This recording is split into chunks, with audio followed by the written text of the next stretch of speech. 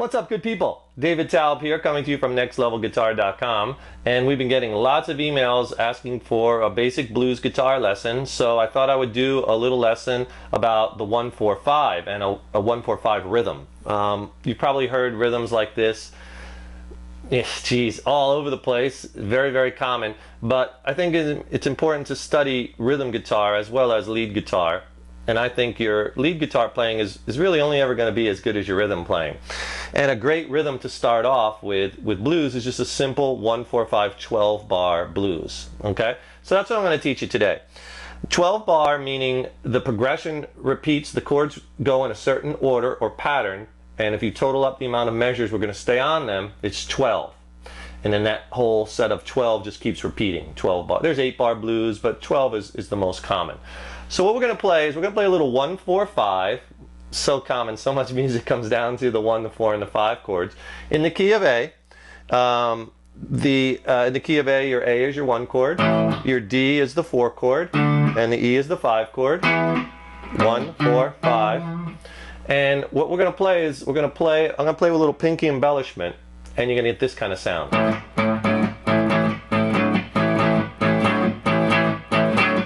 You've heard this many times. You can do it slow, you can do it fast. Doing it with a palm mute, you could do it. Did it in the key of E. I mean, it's just very, very common. And then, so I'm going to explain to you the actual number of times on each chord, and I'm going to show you up close what I'm doing. So to play a 12 bar, you're going to stay on the 1 chord or the A for 4 bars or 4 measures. And just count it off like 1 and 2 and 3 and 4. 8th note, that's 1 measure, 2 and 2 and 3 and 4. 2 measures, 3 measures, 4 measures. Then after you're on the 1 chord for 4 measures, you go to the 4 chord for 2 measures. So we'll go to the D chord for 2 measures. 1 and 2 and 3 and 4 and 2 and 2 and 3 and 4. Then back to the 1 chord for 2 measures. 1 and 2 and 3 and 4 and 2 and 2 and 3 and 4. Then you got to go up to the 5 chord for 1 measure, 2 and 3 and 4, and to the 4 chord for 1 measure, 1 and 2 and 3 and 4, and then back to the 1 chord for 1 measure, 1 and 2 and 3 and 4, and then we'll do what's called a turnaround. Well, we'll turn back around to the 1. Maybe we'll do something like this. Probably heard that a lot, where I just go from the 4 chord, then I go to the, play a half step up, or the blue note in that key, to the 5 chord, and you get that little turnaround. We could also stay on the 5 chord, because that 5 resolves so nicely to that 1. So if you add up all those amount of measures that were on each of those chords, it's 12, and that's where the 12 bar comes from. So it's the 1 chord for 4 measures, the 4 chord for 2 measures, that's 6, the 1 chord for 2 measures, that's 8, the 5 chord for 1 measure, 9, the 4 chord for 1 measure, 10, the 1 chord for 1 measure, 11, and then you could do the measure of the turnaround. 12, okay? Sounds complex, but after a while you'll just get this hang of it. And it's whenever you get together with other musicians, a lot of times it's like, let's just play a 1-4-5, because everyone knows it. It's so important. So I'll play through the whole thing, but before I do that, I want to wheel up the camera close and show you how I'm using my pinky to embellish the chords.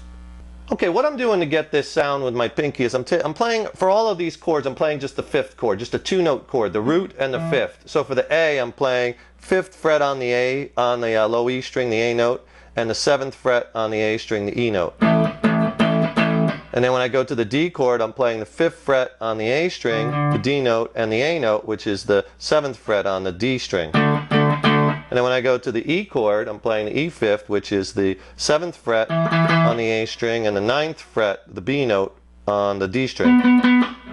1, 4, 5.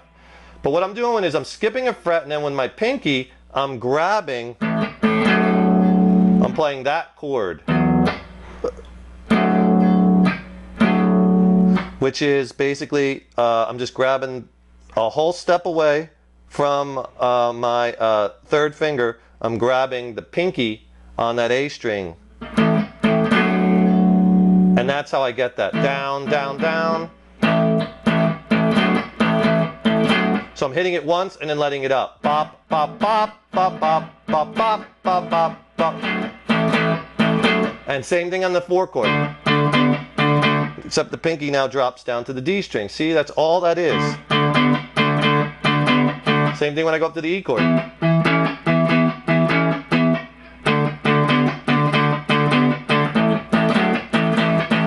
Okay, that's all that embellishment is. Now, if you're having trouble stretching to reach that note, instead of doing it in the key of A, try doing it like in the key of C or D, because down here, because the frets are closer together, the further down the neck you go. If you get it, if you can get it, use it as a stretching exercise. Eventually, move it to A and try to stretch. Then go to G. The toughest one is F because you got to stretch the furthest. So you want to be able to do that stretch in the key of F. See, that really works the stretch here. So you really want to practice that and get that stretch down. So let's play the 12 bar in the key of A. All right? A, D, and E are the chords. Here we go. 2, 3, 4. 2 measures. Here's my 4th. Switch. D chord. 2 measures. Back to the A. 2 measures. 5 chord. 4 chord. 1 measure. 1 chord. Here's a turnaround. Start all over again. And so on and so forth, okay? So try that, and then also try this turnaround. Try just staying on the 5 chord. So when you go to the end of the last few measures, when you're on the 5 chord,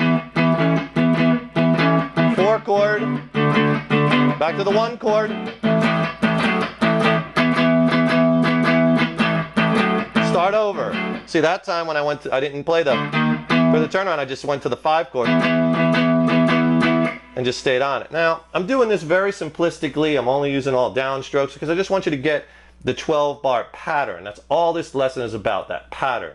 4 measures on the 1, 2 measures on the 4 chord, and so on and so forth. So get that pattern down and then start playing it in different keys. In G. You can even do it with a palm mute. Lay your palm right on the strings. Sound familiar? Same pattern.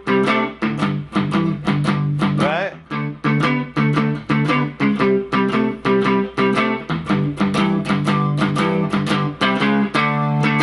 Try it when you get good at it quicker.